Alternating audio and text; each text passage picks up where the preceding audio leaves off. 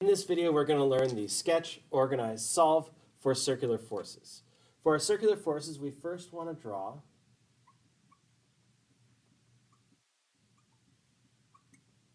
the problem, but the interesting thing for it is we want to draw it in two perspectives. We want the circle view, this will be in the RT directions, and we want the side view, which will be the RZ directions. So just as a kind of showing of this, the circle view will have the circular motion shown, whereas the side view will view just the side of this. Once we have these two things, we want to then draw an interaction diagram. So we can identify the recipient, and so that all of the objects are known for when we draw the free body diagram.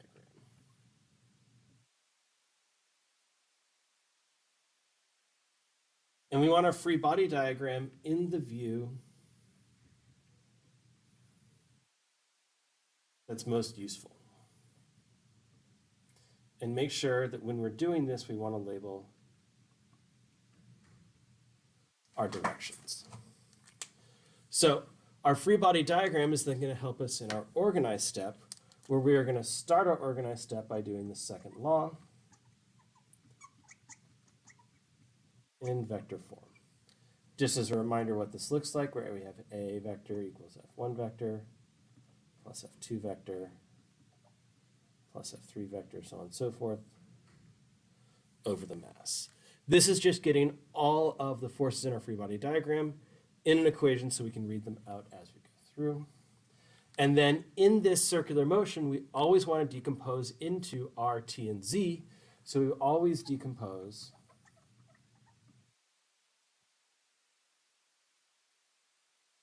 into R, T, Z directions.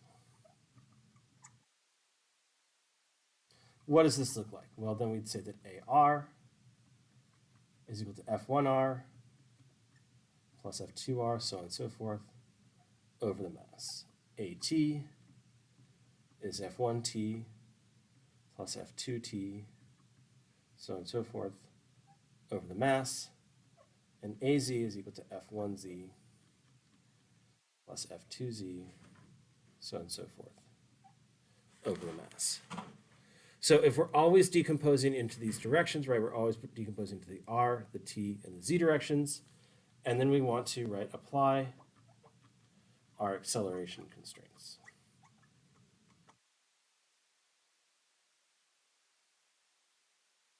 So what's nice is that we always have the same acceleration constraints for circular motion. We have another video on that.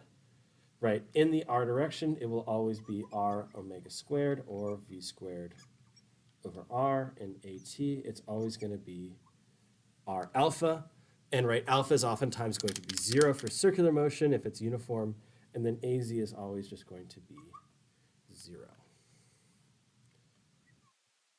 So that's really our first solve step, is to apply the acceleration constraints.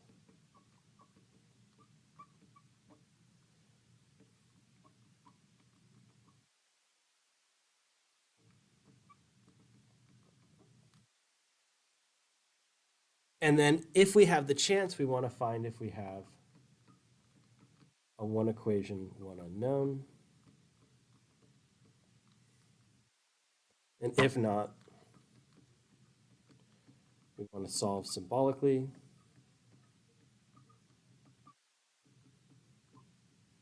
And substitute into other equations.